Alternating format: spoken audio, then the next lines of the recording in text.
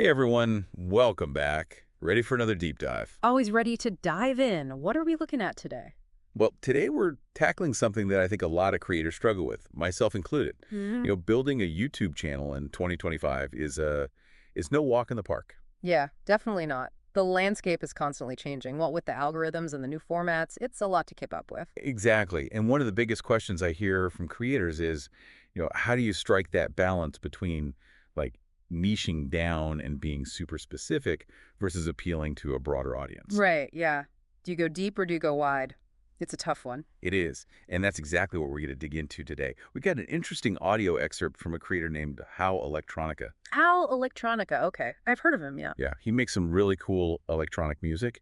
And in this excerpt, he's talking about, well, kind of this exact dilemma. He's got this successful channel, but he's wondering if he should branch out into other topics like uh, chat GPT tutorials or iPhone tips. Interesting. So he's thinking of expanding beyond just the music. Yeah, and he's worried about, as he calls it, scope leakage. Scope leakage. Huh, right? Catchy, isn't it? Okay. He's basically concerned that, by going outside of his niche, he might lose that kind of clear focus that's helped him build his audience. Right, right. That makes sense. It's like diluting the brand, I guess. Exactly. And, I think that's something that so many creators are struggling with in 2025. Like, how do you stay true to your core identity while also evolving and growing? Yeah, absolutely.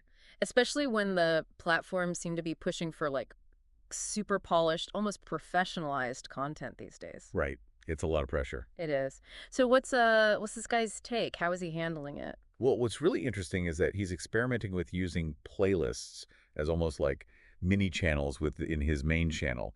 He even uses a business analogy, he calls them subsidiaries. Ooh, that's clever. So like keeping everything under the same umbrella but segmenting the content? Exactly. So, you could have your main Hal Electronica channel and then playlists for his music tutorials, another one for his tech tips, and so on. Yeah, I see. It kind of lets you have your cake and eat it too, right? Right. You can appeal to those different interests without, completely abandoning your core niche. And I think it's a Mm-hmm. pretty smart way to deal with that scope leakage he was talking about. Definitely.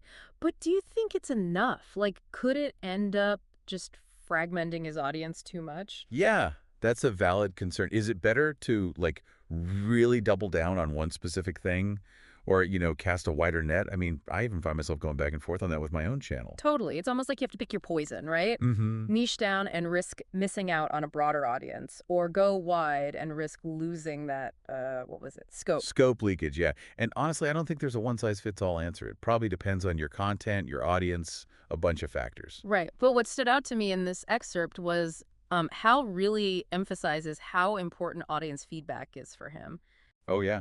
He even mentions using like data and analytics to kind of see what's resonating. which is smart. It's not just a guessing game for him. Yeah. He's actually paying attention to what his audience wants. Yeah, it sounds like he's letting the data guide his decisions, even if it means, stepping outside of his comfort zone. Right. And speaking of comfort zones, there's this one line from Hal that I thought was super insightful. He said, hold on, let me find it. My music, my voice is the fundamental backdrop of what I do. Oh, yeah.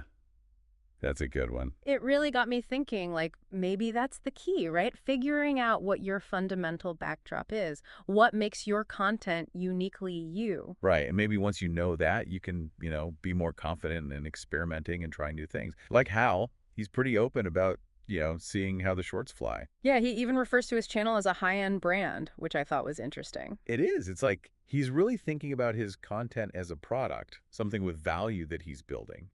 And that makes a lot of sense in the context of YouTube in 2025. It feels like they're really pushing creators to think about building brands, right? Absolutely. And honestly, I think it's a good thing. It elevates the whole space. Yeah. You know, it encourages creators to be more strategic and intentional. Yeah, definitely. So what do we learn from Hal and his scope leakage? Well, it seems like playlists might be a powerful tool for creators who want to experiment with different content while still, maintaining a cohesive brand. And maybe, just maybe, the most important thing is to really understand that fundamental backdrop, like Hal was saying. Right. What is that unique thing that you bring to the table? What's the story that your brand is telling? Yeah, because at the end of the day, I think that's what's going to resonate with viewers and help you stand out in this, increasingly crowded content landscape. Absolutely. So food for thought for all you creators out there. And hey, if you've got any thoughts on this whole niche versus reach debate, we'd love to hear from you. Yeah, drop us a comment and let us know what you think. Until next time, keep creating. Keep creating. And we'll see you on the next deep dive. See ya.